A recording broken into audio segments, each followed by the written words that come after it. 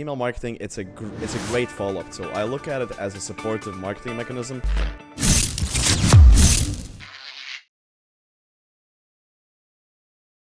Hey guys, welcome to the podcast. It's Neil on the High Voltage Business Builders podcast. We don't always get the intro right, but I always try to get it right. My guest today, I had a great conversation with him. Looking forward to it. He's a great email marketer and does a lot with email. And as we know, in e-commerce or in business, well, the opportunities for social media and all those things are out there. One of the best things you can ever do is build a list. As they say, the money's in the list. And if you get your email and curate and have a conversation, it can change your business and change any kind of line in your business that you're doing, from interactions, network, social, e-commerce, or other things, real estate. It doesn't really matter when you have a list to communicate with of people who are your audience and your tribe. And we're going to talk about some of that today. Reinis, welcome to the call. Happy to be here. I'll listen to the podcast episodes. Great guests, great host, great podcast. So I appreciate sitting here on. Yeah, we're gonna set the bar up here, man. We're gonna throw the bar down for you. So don't ruin my good track record. No, I'm just kidding. No, seriously. Never. Oh, no. Raise the bar. So email, man. Let's dig into this. What's the number one thing you want people to know about email marketing and things you're doing? Get straight into it. Really, email marketing, I think I'll talk to your audience. So I'll talk to primarily e-commerce sellers, Amazon sellers, even people who do other online businesses. Your number one driver of traffic, driver of sales, but it is going to be something that can help reduce ad costs, help increase follow-ups, and just top of mind awareness. We use email for our own agency as well to follow up with people on our email list from Twitter, from other platforms, people who've booked calls with us earlier. And a lot of times we might have someone, we were running ads previously. We had someone who booked a call with us a year ago, and then today I had a call with them just because we kept on following up with them. And with how cheap email marketing is, it's ridiculous not to use it. I know a while back people said email was dead. I don't think people say that anymore. It's not dead. It's nowhere near dead. Well, you know who said that, right? It's all the SMS marketers. Somebody is always tripping somebody else up in the industry, right? Because then it was people were like, well, Amazon is dead. And who was saying it was all the drop shipping people who were trying to do Shopify drop shipping. Now they're coming back and being like, okay, well, maybe it wasn't really dead after all. So there's always some market to hedge in. But one thing is very clear. If you see emails from major corporations and you get them continuously and you're getting them for years and years and years, there's a reason why that's happening. Because it works at the end of the day, right? But how did you get started in it? How did you get into email marketing? How did you get where you are? Very good question. I started, I'll give a quick overview of my backstory. I started when I was 13. I did graphic design for Call of Duty sniping clans, and I was mowing lawns. I did something very similar. I'm just laughing because it's you just talked about my background. I was mowing lawns and playing video games. Cool. Yeah. It got me in the game. It got me curious about the business world, and then I became a fitness influencer from 15 to 18, my age. I was a micro influencer in my country. This led me down the path of doing social media marketing for local companies in my country. They didn't pay much, so I decided to go abroad, try to break into the US from Latvia. That's the country where I'm from, or other European countries. I started initially with paid advertising during the paid social media era, but a lot of people were using paid media, but they weren't using email, and I saw it as an opportunity for a new skill to learn, new added value, and I started working with e-com store owners then. Expanded my portfolio, and now we've grown to a team of around 50 people writing emails and working with brands. Yeah, some of the major financial groups like Agora and stuff, they heavily rely on email. Newsletters and that kind of stuff really reach people. I have a very small newsletter that I send out on current events and things I find interesting, and it's got over 100 subscribers. Yay for me, right? It's not really a monetary thing. It's a fun thing. I kind of write it. It's like a virtual post. And instead of doing blogs, I just send out email newsletters to people. And it turns out they read that more than they interact with anything else on the social media stuff because of who they are and what they do. There's just that way of communicating that feels comfortable. Especially for most of the Gen Xers or maybe people who are a little older who got started with email from the very beginning, like the green screen days. And I was in college and I remember, the inbox for I and the green screen. And it was the first time we got email was really cool, man, because it was this first near real time communication that we had. And it's always stuck with a lot of us. Yeah, you got mail. No, not the AOL days. Although that did set the trend for where we are, no doubt about it. And they made the whole movie and thing, and obviously that set a whole trend for the way it goes. But I appreciate emails and SMS marketing. I appreciate the different types of social media and stuff that's out there. At least for those who I communicate in the business world or who get podcasts and stuff like that. I've got I think I've got a 54-day email sequence now that I just add on to as I find the topics or emails most relevant to people. I put them in my cycle and they just go, and everybody who ends up at the top, gets 54 days. And as you said very clearly, for those who aren't appreciating this, let's draw out what you said because it's extremely smart. Someone will be on your list for months to years sometimes and not buy from you, or just not have that moment in time that adds up correctly, whether it's the offer, the time, the season of their life or whatever, and then they'll jump in and then suddenly they show up and they're like, hey, I'm in. Let's go. I've been waiting to do this for a long time. And you're like, where did you come from? Well, I've been on your list for a year. Oh, okay. It's just a great tool. How are you expanding that? You said your agency, you got 50 people writing emails. Where is your niche? Are you in a niche? Are you in specifically like only e-com, or do you just kind of broad reach in terms of communication? Yeah, so we do three main niches. Number one is e-com, that's like 95%. Yep. Then number two is info products, and then number three is SaaS. I'd say e-com is like still 95%, but info products and SaaS have been like opportunities we were given. Those were great opportunities for us to write on. Info products was kind of dear to my heart because the way I learned emails was a lot of it was from info products when I was selling like kind of ebooks and courses as a fitness influencer. Then later, also I did. Jason Capital did training with Agora, with a copywriter from Agora to talk about copywriting. That was one of the best copywriting courses I've taken a while back. So that was all like an interesting opportunity for us to take. We actually had a company where we were building info products with influencers in 2020. We had experience with them, but right now it's primarily e-com. Sometimes we also work with Amazon sellers who want to start off on, for example, Shopify, start off their D2C side, and we help them launch their brands as well, alongside paid media agencies or media buyers and whatnot. So let's unpack that for just a second. As you brought up Amazon and Shopify, obviously, we focus a lot on Amazon and DTC channels, Amazon and then DTC as we open up the brands. What's an email tip, strategy, tactic that you would give someone right now who's listening who might be in one of those channels currently to do email marketing? What are you seeing? What do you recommend? Yeah, email marketing is really good for repeat purchases and customer loyalty. That's the primary reason you would use that. And if you run a CPG brand or a brand that generally gets a lot of repeat purchases, staying on Amazon is amazing, but you should probably also have like a D2C site. An example of this is the complete opposite of maybe some of the people who are listening is Mudwater. They don't have anything on Amazon. They only have their own shop, and that's because they want to control the customer experience from product to shipping and everything. And also, like, if you look at Amazon's business model itself, like they've shifted from selling their own products to allowing merchants to come on their platform and sell for them, because what they get data, they get customer information, so they can interact with those customers. And if you've scaled up, I'd say to around $1 million a year, or even like $500,000 a year, I guess, on Amazon, I think a great opportunity for you, maybe Neil, you can give your input on this as well, is to start the D2C side as well. That way you diversify your channels. Amazon's, I know you often get suspensions. It's easy to deal with them, but just so you have the diversified traffic and sales channels, you can start your D2C side. This opens up a lot of doors later down a line as well for exits. Also, it's primary just diversification. Also, you take control of your sales channels.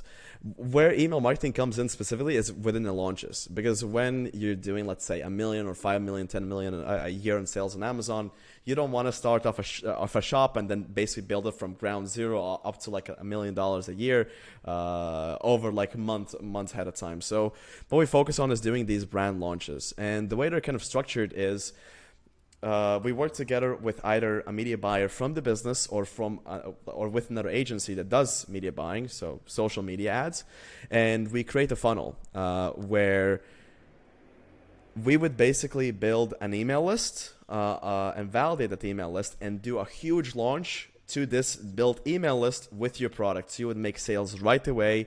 We had a brand that we did 251K in 24 hours with emails to 40,000 people. In their case, they were launching a fitness brand, and they partnered up with a fitness influencer to do the launch. They could have gone the slow way, maybe had one promotion or two promotions. We ended up doing 8, where initially the first kind of promotions were promoting like an early sign up to get basically early access to the brand. So we would show sneak peeks, behind the scenes footage of them, of them in photo shoots, of them in the process of creating a product to get people curious.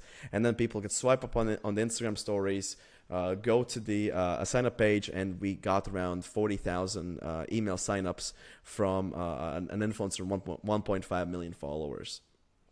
Wow, dude, that's amazing. No, I love that. And you're tapping on a lot of things that I know are true in this. And one of the things maybe you're not aware of, and I'll just share this for those who maybe are listening along. Amazon, yes, it collects the data and whatnot, but you can get between 20 to 40% or a little bit higher of your customer data from Amazon, actually from the customer who's willing to give it to you because of the product purchase or type, the way it's staged up, and stay within the terms of service so Amazon doesn't mind. What they mind is you taking the data. What they mind is you trying to steal the customer experience. What they mind is you jacking with their brand. But if you're in compliance and you're working with Amazon, you can get that customer data from them voluntarily and build your list and build your direct-to-consumer side. Obviously, 500 to a million, you said earlier, I agree wholeheartedly. At that point, there should be enough organic and movement going, and the brand is starting to push itself forward where you don't have to push as hard as many hours. So some of your hours and time and profit should be shifted over to sort of building some of those DTC assets.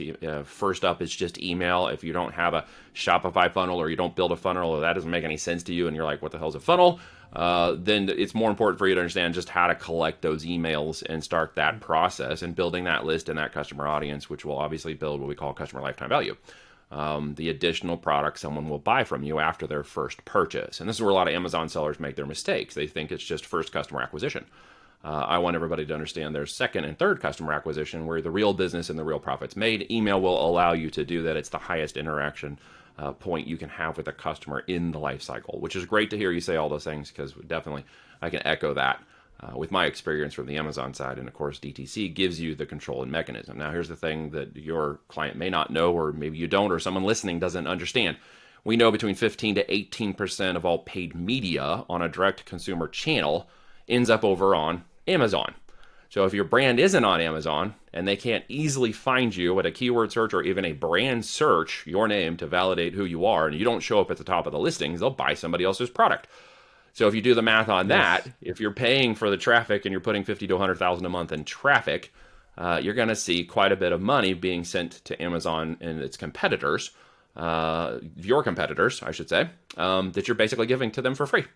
So we call it found money for DTC channels to start looking at Amazon. Now, I'm not that old, but once upon a time, the yellow books and the websites were, hey, that means you're a legitimate business. We went from the yellow books, legitimate business, to, hey, do you have a brochure and a website? Okay, now you're a legitimate business. Well, in the e-com world, and I'm sure you can appreciate this, it's now, hey, if you have an Amazon brand, even if it's not making up the majority of your sales or not, well, okay, now I see you sort of as a legitimate business because I saw you on the interwebs, I saw you on, Instagram, I saw you on Facebook or TikTok or somewhere else, and I went to Amazon, and okay, maybe you are legit because you actually have a seller account on Amazon. It's an interesting shift, and I don't think as many people have recognized it occurred many years ago. Yes, to touch upon that, I gave the example of Mudwater a while back, where they're not selling on Amazon, and I was at a presentation where a friend of mine, Todor, he was speaking, and he actually pulled the example of Mudwater, and he showed competitors who were basically ranking for the search term, and they're stealing their traffic, stealing their sales, right? Yeah. Yeah. It was interesting to actually have a conversation, because there was actually a person who owns 5% of Mudwater in the audience, and then he later, I was with the speaker, and then he talked with them to the reason why they're not doing it. It's not because they want to avoid Amazon or they're afraid of maybe like reviews. It's because their customers' experience is in such a specific way. They basically they focus on MRR. The first product they ship is different, and afterwards it's kind of like refills, which they couldn't do on Amazon then. So that's why they bring it on. Yeah, but not even subscription based, but the way they sell their products is the first product you buy is different from the ones you get afterwards. Gotcha. And you couldn't do that on Amazon, so that's why they're not on. But if you're anything besides that, you have to be on Amazon 100%. Well, it's a case by case basis, and you'll find usually the majority of those will make some sort of valuation of product type, or your product may not match on the front end of DTC, but a variation, a gear, accessory, or something will match. And make no mistake, there's a customer buying that product from another brand on Amazon if they're not buying it from you, even if you're in your own brand. We like to think we're wholly unique in our brands because trademarks and stuff, and no one else is selling anything like us. But that's actually not true. In fact, that's your advantage. It's competition versus saturation. Obviously, we have to understand what those differences are. But it's a good story, man. I love it. So where are you going in the next year? What's your goals with your email, your marketing, your agency? What are you really focused on for the coming year? Very good question. Right now, really, it's two things. Number one, content. We want to be able to share the knowledge and what we've learned. We have access to a lot of high net worth people in our audience, high value people in our audience with our clients, and whatnot. So we're sharing what they learned on our podcast. As well as right now we're focusing on, this could be interesting for you. We work with a lot of clients who do localized stores in Europe. So they would basically take, for example, Germany, Netherlands, Sweden, Finland. They take all those countries. They create specific stores for all these countries that are in the native languages and scale all those stores.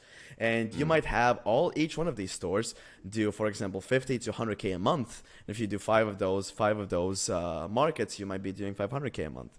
We're doing most of these markets, and we are writing in those languages. We even write in Hebrew.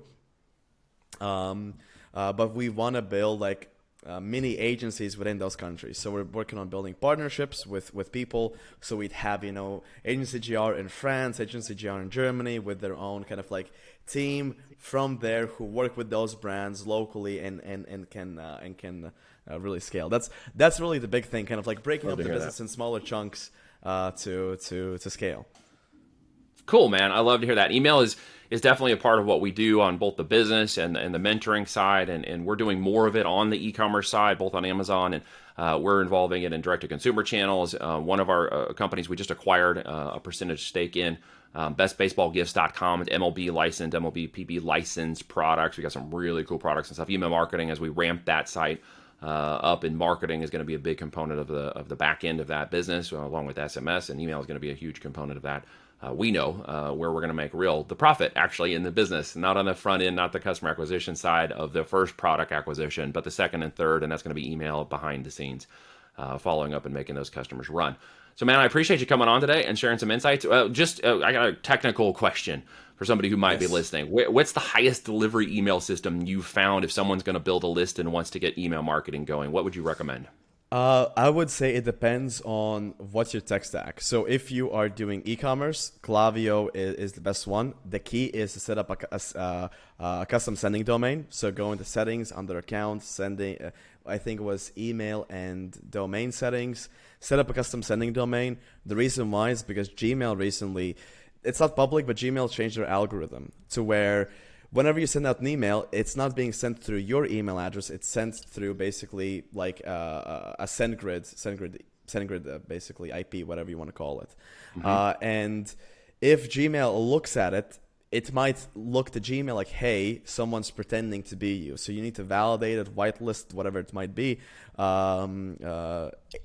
as soon as you start writing emails. So when you send the emails, they don't go to spam. That's basically for e-commerce. For info products, I personally use ActiveCampaign primarily because it integrates with the tools we use. So that would be ClickFunnels. Another great example is SendLane. SendLane has great UI. We've used it with a couple of people that sell affiliate products. So if you do a lot of affiliate stuff, if you sell your own affiliate offers, SendLane is going to be DSP that doesn't care. ActiveCampaign will block you. Klaviyo, I spoke with their reps right now. They said that they kind of they're not responsible for your compliances, so now they don't care anymore as well. So that's a good breakdown. That's a good breakdown. And I know SendLane, Jimmy Kim is a good friend of mine, and SendLane's one of the great email marketers in terms of big mass marketing lists. They do a lot of political lists and have a lot of people on there, and so they know really well how to deal with all that really crazy high volume issues with ISPs Great and stuff. So support. great recommendations. Very cool stuff, man. Thank you for sharing that with me today. Thank you for spending some time with my audience and sharing some great tips. Hopefully everybody was paying attention to some of the things you said between the lines that I caught, and hopefully the listeners caught it too, because there were some really great nuggets that you threw in there today, man. I appreciate you sharing that with us. Sweet. Happy to be on. Thank you.